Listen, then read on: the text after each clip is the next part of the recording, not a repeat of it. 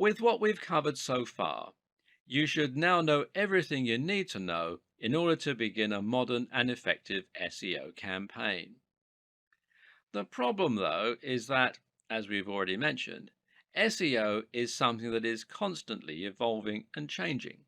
We already know that Google has a lot planned for its search algorithm in the future.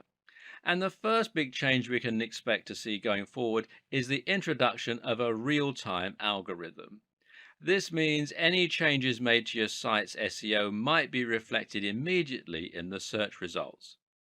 This is expected to affect Penguin predominantly, which means it will have the biggest influence on inbound links and whether your backlink profile is mainly made up of high quality links or spam. In this case, adding a spam link to your site could result in an immediate downgrade to your ranking. Likewise, though, the reverse could also be true. Using the disavow tool could help you to see an immediate recovery, while a very good link could result in an immediate boost to your site. It's also not too much of a stretch to expect that in future we might see this start to apply to other aspects of SEO, including the ranking of sites and pages. We already see newspaper stories appear very quickly in Google's search results. So, what should you do to make sure that you'll benefit from these changes? How can you future proof your site in this regard? Well, one tip will be to stay on top of your links disavowing and to make sure you're constantly adding links and removing the unnecessary ones.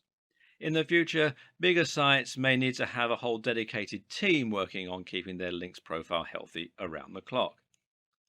Likewise, make sure to keep updating your site regularly and to keep the date as a schema in all your content. One good way to know what's coming in the world of SEO is to keep your eyes peeled to industry news sites and specifically to Google's own blog. Another is to think about the direction that Google is heading in and to try and guess what its larger plans are. And right now, everything is pointing towards a heavy investment in voice search and AI. Google is not just a search tool. With the capability of reading and understanding human language, Google is an AI.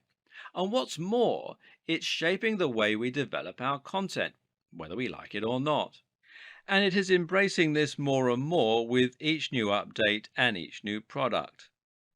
Google Now is the name of Google's assistant service that combines search, digital assistant, and all the data that Google collects about us into one incredible tool. This is the real reason Google had to move towards latent semantic indexing. It needed to understand the content rather than just look for matches. And this is why Google needed to start using rich snippets and structured data so that it could understand the key facts from the web. This is what allows Google to use its quick answers box. Ask Google, how old is Barack Obama? And it won't just bring up a website, it will tell you. And Google also has localization and previous query functions. These allow it to suggest searches based on what you had previously searched for. For example, if you often research a particular celebrity, then in the future, Google might recommend searches relating to that celebrity. Google's personalized search also takes this into account, while its local search ensures that it will also be able to find results that are relevant to the area you're in. All of this combines when you use Google Now via voice search through Google Allo or Google's new Pixel phones. Here, you're able to conversationally ask Google what time it is, what the highest mountain in the world is, how high is it exactly, all that sort of stuff. This is the direction that Google is moving in, but what does it mean for the future of SEO? Will creators miss out when Google starts providing visitors with answers without them needing to visit our pages? For now, creators can start to focus on the Google Knowledge Graph, which is what powers many of the more complex components on the SERPs. Use semantic markups to ensure that Google will be able to find the answers to your questions. Build authority so that Google will know to trust your site, and try to use nouns in your language to make it machine readable. Being featured in Wikipedia is also thought to be useful for KGO, that's knowledge graph optimization. Linking out to quality resources is also thought to be good for your KGO. Will you gain visitors from being featured in the knowledge graph? Well, perhaps not, but this is certainly an indication that you've gained Google's trust, and that can do a lot to help improve your brand awareness and to gain more trust from the users as well. For those reasons, it's certainly a worthy goal. We've covered an awful lot of ground and even speculated at what the future of SEO might entail. At this point, you may be wondering where to start and how to put everything you've learned into action. So let's simplify for a moment, shall we? Here are our key takeaways.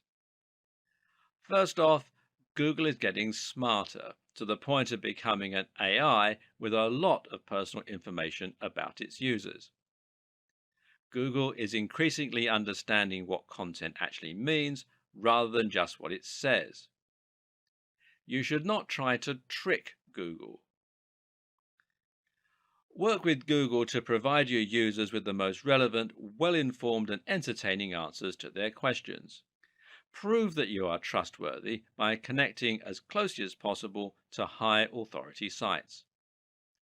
Use structured data to further explain your posts. Don't keyword stuff. Write naturally using synonyms, relevant terms, and lots of nouns. Build a brand and focus on consistent quality. Post regularly and build the trust of your users with content marketing. Use guest posts and aim for the sites that have Google's trust already.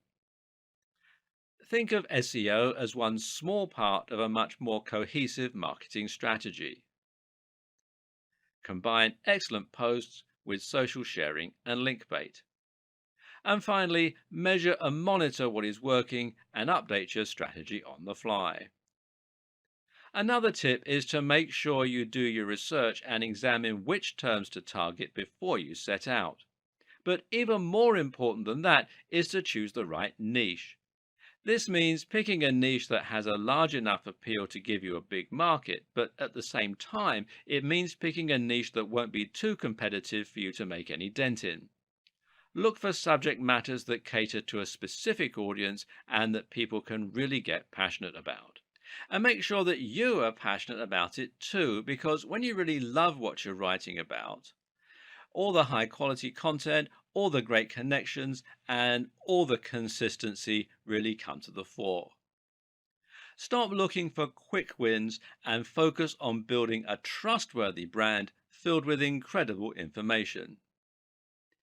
If you do that and you do just the smallest bit of marketing to give yourself a push, then Google's algorithm should do the rest and reward your enthusiasm.